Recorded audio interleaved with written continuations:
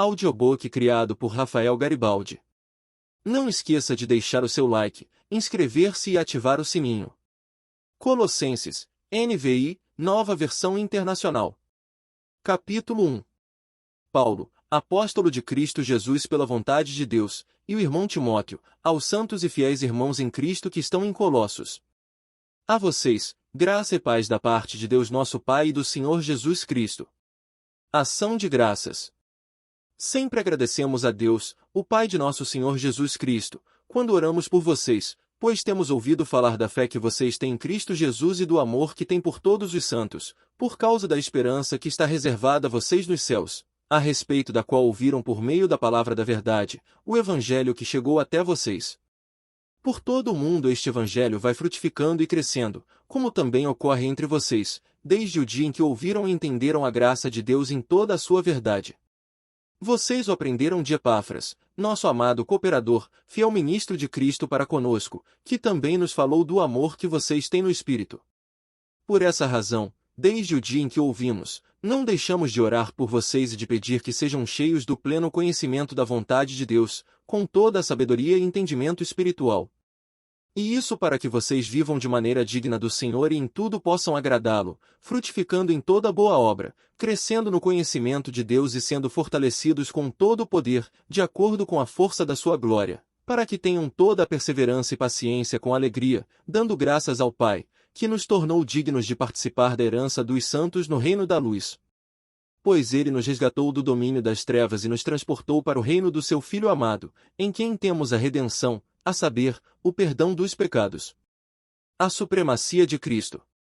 Ele é a imagem do Deus invisível, o primogênito sobre toda a criação, pois nele foram criadas todas as coisas nos céus e na terra, as visíveis e as invisíveis, sejam tronos, sejam soberanias, poderes ou autoridades, todas as coisas foram criadas por ele e para ele.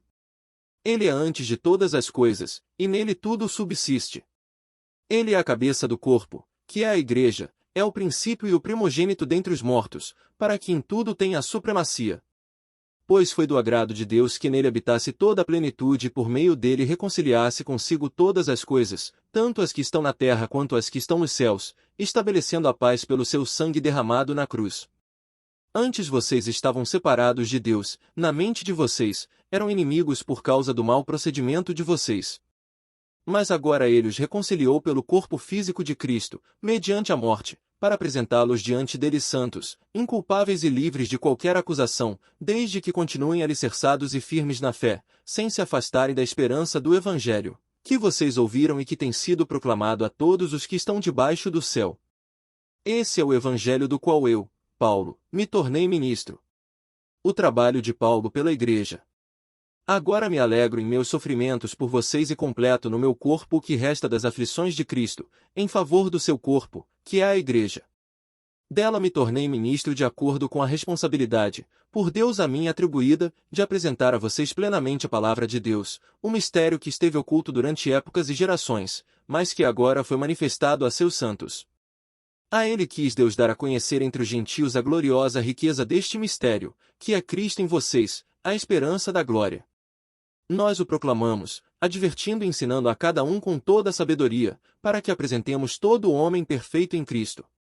Para isso eu me esforço, lutando conforme a sua força, que atua poderosamente em mim. Capítulo 2. Quero que vocês saibam quanto estou lutando por vocês, pelos que estão em Laodiceia e por todos os que ainda não me conhecem pessoalmente.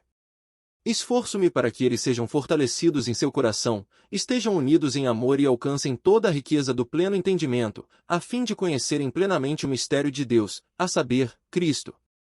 Nele estão escondidos todos os tesouros da sabedoria e do conhecimento.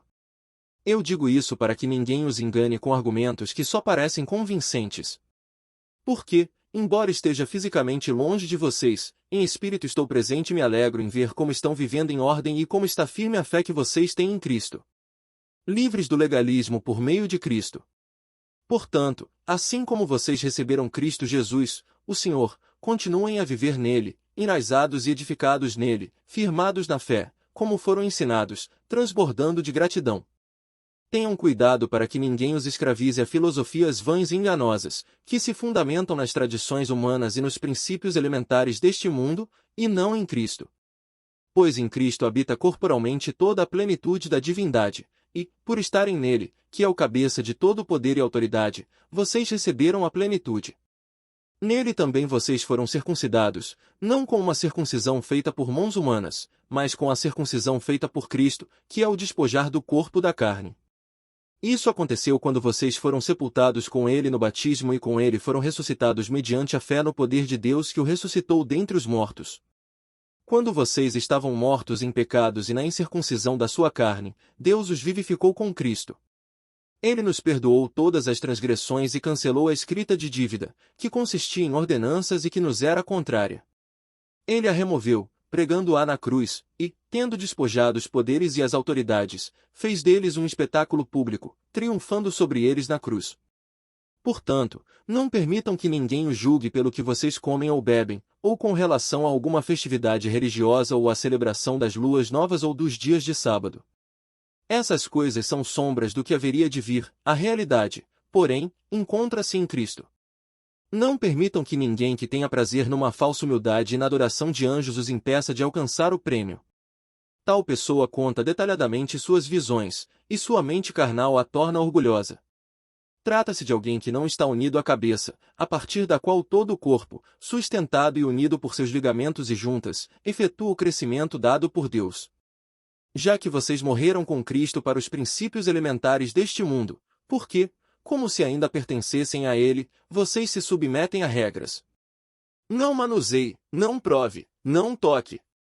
Todas essas coisas estão destinadas a perecer pelo uso, pois se baseiam em mandamentos e ensinos humanos. Essas regras têm, de fato, aparência de sabedoria, com sua pretensa religiosidade, falsa humildade e severidade com o corpo, mas não têm valor algum para refrear os impulsos da carne. Capítulo 3. Instruções para um viver santo. Portanto, já que vocês ressuscitaram com Cristo, procurem as coisas que são do alto, onde Cristo está assentado à direita de Deus. Mantenham o pensamento nas coisas do alto, e não nas coisas terrenas. Pois vocês morreram, e agora a sua vida está escondida com Cristo em Deus. Quando Cristo, que é a sua vida, for manifestado, então vocês também serão manifestados com ele em glória. Assim, façam morrer tudo que pertence à natureza terrena de vocês, imoralidade sexual, impureza, paixão, desejos maus e a ganância, que é idolatria. É por causa dessas coisas que vem a ira de Deus sobre os que vivem na desobediência, as quais vocês praticaram no passado, quando costumavam viver nelas. Mas, agora, abandonem todas estas coisas: ira, indignação, maldade, maledicência e linguagem indecente no falar. Não mintam uns aos outros, visto que vocês já se despiram do velho homem com suas práticas e se revestiram do novo, o qual está sendo renovado em conhecimento, à imagem do seu Criador. Nessa nova vida já não há diferença entre grego e judeu, circunciso e incircunciso, bárbaro e cita, escravo e livre, mas Cristo é tudo e está em todos. Portanto, como povo escolhido de Deus, santo e amado, revistam-se de profunda compaixão, bondade, humildade, mansidão e paciência. Suportem-se uns aos outros e perdoem as queixas que tiverem uns contra os outros. Perdoem como o Senhor lhes perdoou. Acima de tudo, porém, revistam-se do amor, que é o elo perfeito. Que a paz de Cristo seja o juiz em seu coração, visto que vocês foram chamados para viver em paz, como membros de um só corpo. E sejam agradecidos. Habite ricamente em vocês a palavra de Cristo, ensinem e aconselhem-se uns aos outros com toda a sabedoria e cantem salmos, hinos e cânticos espirituais com gratidão a Deus em seu coração. Tudo o que fizerem, seja em palavra seja em ação, façam em nome do Senhor Jesus, dando por meio dele graças a Deus Pai. Responsabilidade social. Mulheres, sujeite-se cada uma a seu marido, como convém a quem está no Senhor. Maridos, ame cada um a sua mulher e não a tratem com amargura. Filhos, obedeçam a seus pais em tudo, pois isso agrada ao Senhor. Pais, não irritem seus filhos, para que eles não desanimem. Escravos, obedeçam em tudo a seus senhores terrenos, não somente para agradá-los quando eles estão observando, mas com sinceridade de coração, pelo fato de vocês temerem o Senhor. Tudo o que fizerem, façam de todo o coração, como para o Senhor, e não para os homens, sabendo que receberão do Senhor a recompensa da herança. É a Cristo, o Senhor, que vocês estão servindo. Quem cometer injustiça receberá de volta injustiça, e não haverá exceção para ninguém. Audiobook criado por Rafael Garibaldi. Capítulo 4. Senhores, deem aos seus escravos o que é justo e direito, sabendo que vocês também têm um Senhor nos céus. Outras instruções. Dediquem-se à oração, estejam alertas e sejam agradecidos. Ao mesmo tempo, orem também por nós, para que Deus abra uma porta para nossa mensagem, a fim de que possamos proclamar o mistério de Cristo, pelo qual estou preso. Orem para que eu possa manifestá-lo abertamente, como me cumpre fazê-lo. Sejam sábios no procedimento para com os de fora, aproveitem ao máximo todas as oportunidades. O seu falar seja sempre agradável e temperado com sal, para que saibam como responder a cada um.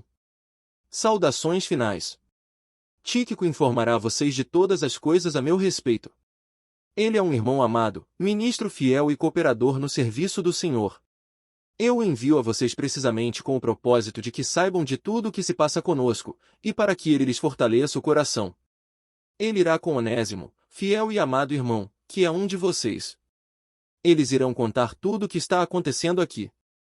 Aristarco, meu companheiro de prisão, envia saudações, bem como Marcos, primo de Barnabé. Vocês receberam instruções a respeito de Marcos, e, se ele for visitá-los, recebam-no. Jesus, chamado Justo, também envia saudações. Esses são os únicos da circuncisão que são meus cooperadores em favor do reino de Deus. Eles têm sido uma fonte de ânimo para mim. Epáfras, que é um de vocês e servo de Cristo Jesus, envia saudações. Ele está sempre batalhando por vocês em oração, para que, como pessoas maduras e plenamente convictas, continuem firmes em toda a vontade de Deus. Dele dou testemunho de que se esforça muito por vocês e pelos que estão em Laodiceia e em Hierápolis. Lucas, o médico amado, e Demas enviam saudações. Saúdem os irmãos de Laodiceia, bem como Ninfa e a igreja que se reúne em sua casa. Depois que esta carta for lida entre vocês, façam que também seja lida na igreja dos Laodicenses e que vocês igualmente leiam a carta de Laodiceia. Digam a Arquipo, cuide em cumprir o ministério que você recebeu no Senhor. Eu, Paulo, escrevo esta saudação de próprio punho. Lembrem-se das minhas algemas. A graça seja com vocês.